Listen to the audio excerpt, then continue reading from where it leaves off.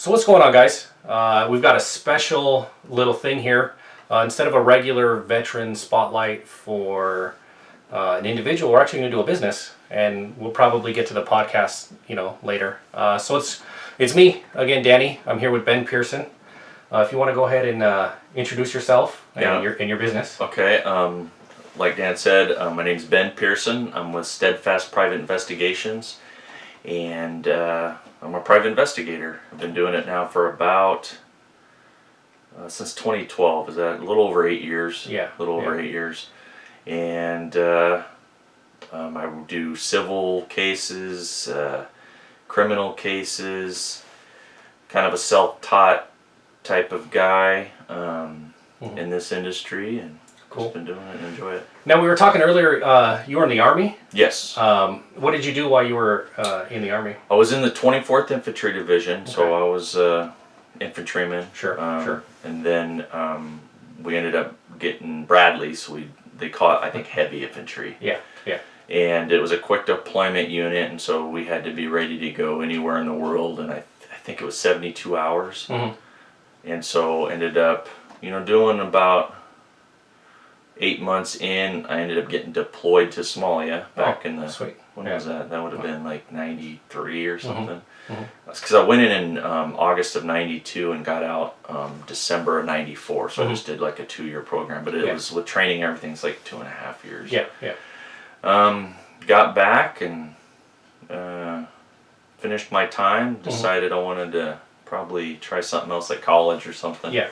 And so that's what I did after I got out. Cool. Yeah, so we talked earlier about, off camera, about you went to school initially for some sort of construction? It was, they call it construction engineering. Mm-hmm. Okay. It's real close to like civil or structural engineering, Yeah. except it focuses more on the management side and scheduling side and things like that for big construction projects. Yeah, and you got a master's in it? Yeah, I got a master's in that, a bachelor's. I did that for quite a few years, and then the market slowed down quite a bit around 2008, and I was out of work for like 10 months. Yeah.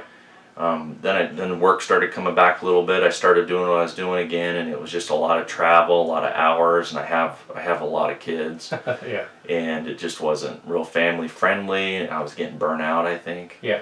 With all the work, and so I started looking into other areas, other industries that I could make a decent living in. Yeah. And I came across this. It was kind of I don't know how it got to my attention. It sounded interesting. Yeah.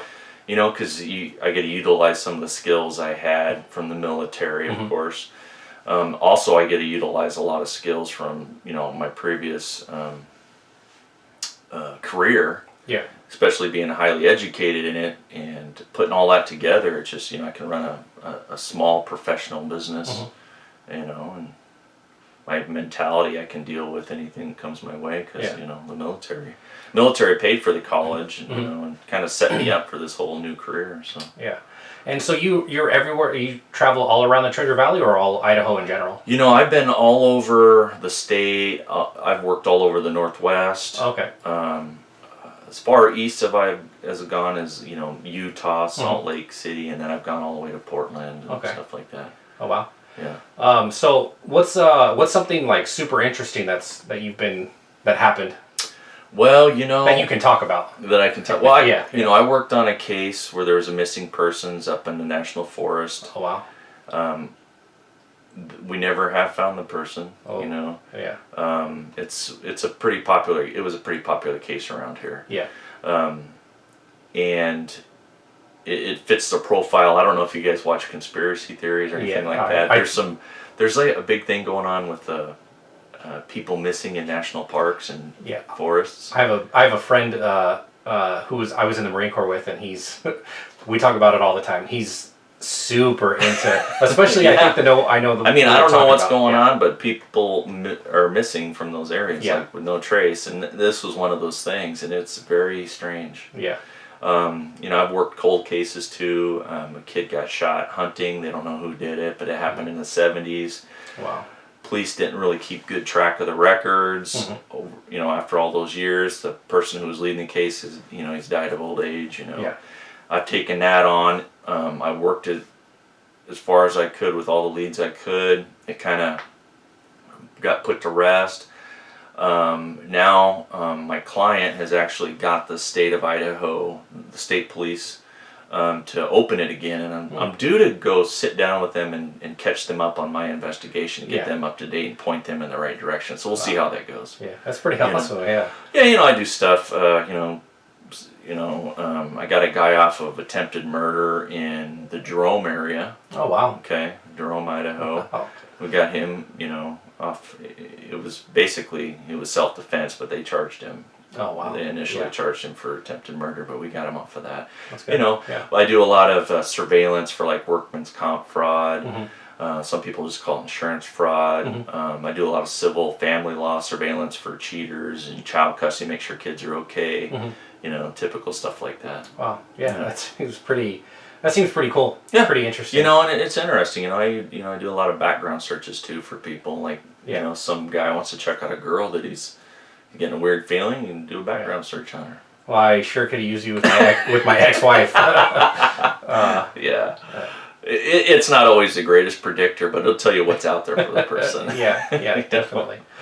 Awesome. So now, is this so I know you said earlier about a lot of this stuff, you know, takes a lot of time from your family. Like, is this, you're able to make your own schedule? And yeah, so, because I work for myself now. Before I didn't work for myself, I worked for bigger companies. You know, I worked for the largest hospital builder in America. You know, I worked for companies that built casinos and, you know, hospitals and high schools. So they're bigger companies.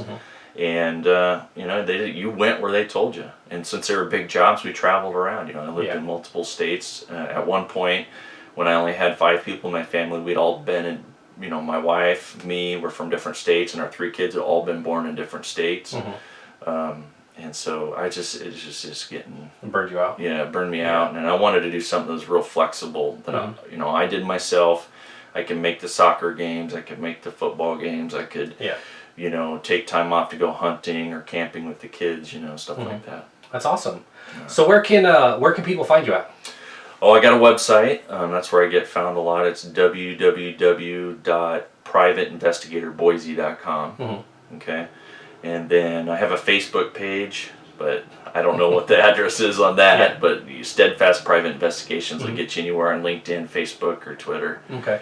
Yeah, we'll go ahead and we'll put the links down in the description so people will be able to find them for sure. But yeah, I mean, I appreciate you, you know, like sitting down and talking for a few minutes. We'll try to get you in on the podcast too. Okay. But yeah, that'd be great. It was great, you know, and if you guys need any private investigating work done, you know, like here you go. So all right, we'll see you guys in the next one.